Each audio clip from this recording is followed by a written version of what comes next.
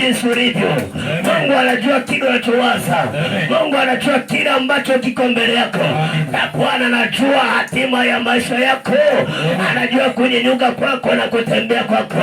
Cha msingi weka tumaini kwa Bwana. Haleluya. Biblia yangu inasema kwamba yule masikini akawa ni mwaminifu. Yeye siku zote alimlilia Mungu. Hakujali ya kwamba nini akipo. Hakujali nitakula saa ngapi. Hakujali watanipa saa ngapi. Hakujali nitaokota saa ngapi. Yeye alimtegemea Mungu katika maisha yake. Nawe mtegemee Mungu kwa mapito ulio nayo na taabu ulizo nazo na mambo ambayo yamekwama. Tegemea Mungu katika jina la Yesu. Amen. Tegemea Mungu katika jina la Yesu. Amen. Biblia yangu inasema ikafika wakati yule tajiri akafa. Biblia yangu inasema alipokuwa amekufa akanyakuliwa mpaka kule mbinguni. Na baada ya muda Biblia yangu inasema yule masikini naye akafa. Biblia yangu inasema yule masikini akanyakuliwa mpaka kifua cha Ibrahimu.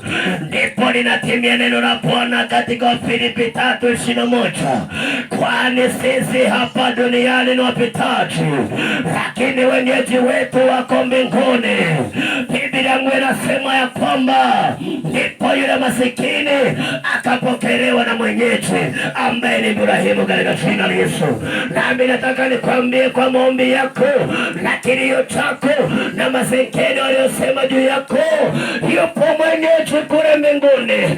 Cha msingi wewe kuishi katika matendo mema yenye kumtukuza Mungu. Yupo Ibrahimu kule anakuhitaji ili aweze kukupokea. Hebu sema amen. Amen. Jina la Bwana libarikiwe. Biblia yangu inasema akapokelewa katika kifua cha Ibrahimu. Biblia yangu inasema wakati ambapo amepokelewa ndipo tunaona ya kwamba yule tajiri naye akajitokeza.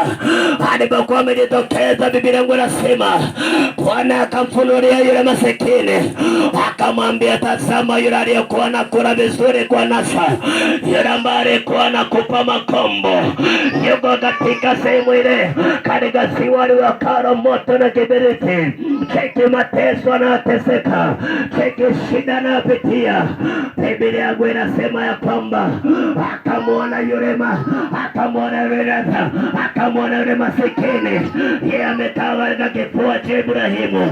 Biblia yangu inasema ya kwamba akamwambia kwamba Ibrahimu, ninaomba huyo masikini aje mahali hapo, achove kichwa